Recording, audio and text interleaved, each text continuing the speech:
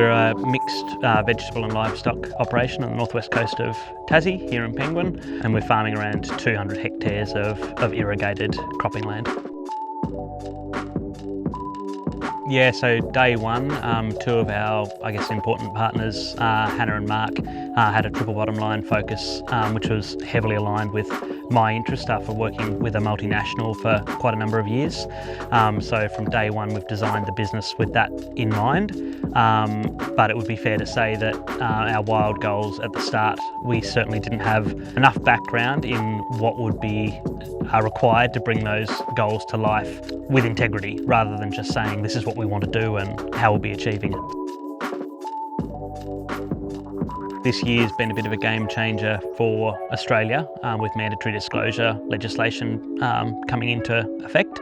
Whilst it doesn't directly impact farms of a smaller scale like ours, we're certainly already seeing inquiries being fed down the supply chain from supermarkets, banks, insurers that are seeking to find out what our emissions intensity looks like, and it's not from a compliance standpoint yet, but it's certainly something that we're starting to see filter through the supply chains, and one that is probably of most interest to us is our export market into Europe. So already we're seeing an area of opportunity, but also a challenge where European markets are expecting that information now, not in a few years' time.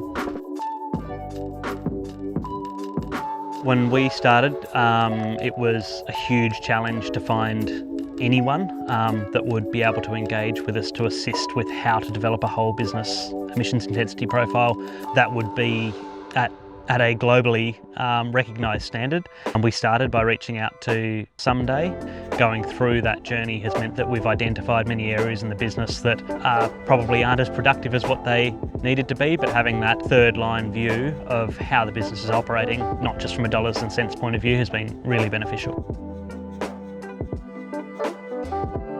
Early on, I just thought, we'll just do a carbon account. Here's our books, off we go.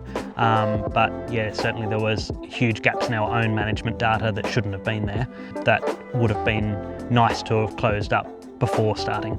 I think in our sector, it's probably find that shared value offering at the start, because it is time consuming and there can be some expense associated with any further reporting or interrogation of your own data.